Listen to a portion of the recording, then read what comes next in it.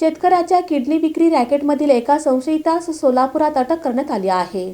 चंद्रपूर कर्जाच्या वसुलीसाठी एका सावकाराने शेतकऱ्यावर अमानवी दबाव टाकून त्याला किडनी विकायला भाग पाडल्याचे धक्कादायक प्रकरण उघडकीस आले। या प्रकरणी पोलिसांनी कारवाई करत सोलापुरातून डॉक्टर कृष्णा उर्फ रामकृष्ण सुंचू वय 36 याला अटक केली आहे। हा डॉक्टर गरजू लोकांना हेरून त्यांना कंबोडियाला पाठवून किडनी काढून घेण्याचे रॅकेट चालवत असल्याचे तपासात निष्पन्न झाले आहे। चंद्रपूर जिल्ह्यातील रोशन कुडे या शेतकऱ्याने सावकाराच्या जाचाला कंटाळून आपली किडनी विकल्याचे समोर आले होते। रोशन कुडे याने फेसबुकवरून किडनी विक्री संदर्भात माहिती मिळवली होती। त्यानंतर चेन्नई येथील डॉक्टर कृष्णा याच्याशी संपर्क झाला आणि त्याने कुडे याला कंबोडियाला पाठवून किडनी काढून घेतल्याची तक्रार पोलिसांकडे दाखल करण्यात आली। तपासात कंबोडियातील एका डॉक्टरने प्रत्येक रुग्ण पाठवण्यामागे 1 लाख रुपयांचे कमिशन देण्याचे आमिष आरोपीला दिल्याचे उघड झाले आहे। या बदल्यात रामकृष्ण सुंचू भारतातील आर्थिक अडचणीत असलेल्या लोकांना हेरून त्यांना कंबोडियाला पाठवत होता। आतापर्यंत त्याने 10 ते 12 जणांना अशा प्रकारे किडनी विक्रीसाठी पाठवल्याची माहिती